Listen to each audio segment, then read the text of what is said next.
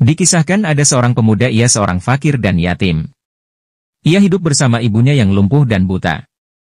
Pemuda itu bekerja sebagai pengembala domba, dan ia dikenal anak yang taat beribadah dan patuh pada ibunya.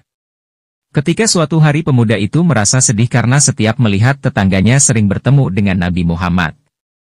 Sedangkan pemuda itu sendiri belum pernah berjumpa dengannya, kerinduan untuk menemui baginda Nabi makin dalam.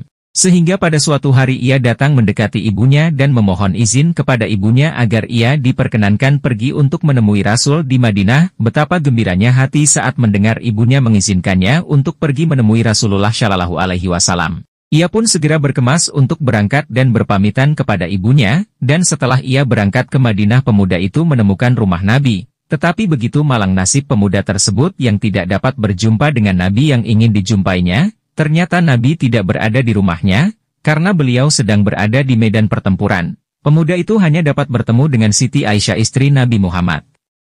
Betapa kecewanya hati pemuda tersebut. Dari kota yang jauh ia datang ke Madinah untuk berjumpa langsung dengan Nabi Shallallahu Alaihi Wasallam. Tetapi tidak dapat menjumpainya, sementara ia ingat pesan ibunya agar cepat kembali ke Yaman. Akhirnya, karena ketaatannya kepada ibunya, pesan ibunya mengalahkan suara hati dan kemaunya untuk menunggu dan berjumpa dengan Nabi Muhammad Shallallahu Alaihi Wasallam. Beberapa tahun kemudian, pemuda tersebut meninggal. Anehnya, pada saat akan dimandikan tiba-tiba sudah banyak orang yang berebut untuk memandikan.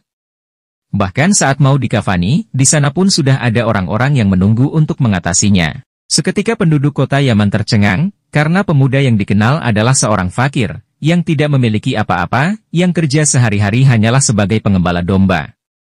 Berita meninggalnya pemuda itu dan keanehan-keanehan yang terjadi ketika wafatnya telah tersebar kemana-mana.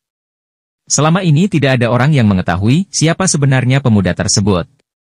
Disebabkan permintaan pemuda itu sendiri kepada Khalifah Umar dan Ali, agar merahasiakan tentang dia. Barulah di hari wafatnya mereka mendengar sebagaimana yang telah disabdakan oleh Nabi Muhammad, bahwa pemuda itu dialah yang bernama Uwais Al-Qarni, yang namanya dikenal oleh penduduk langit.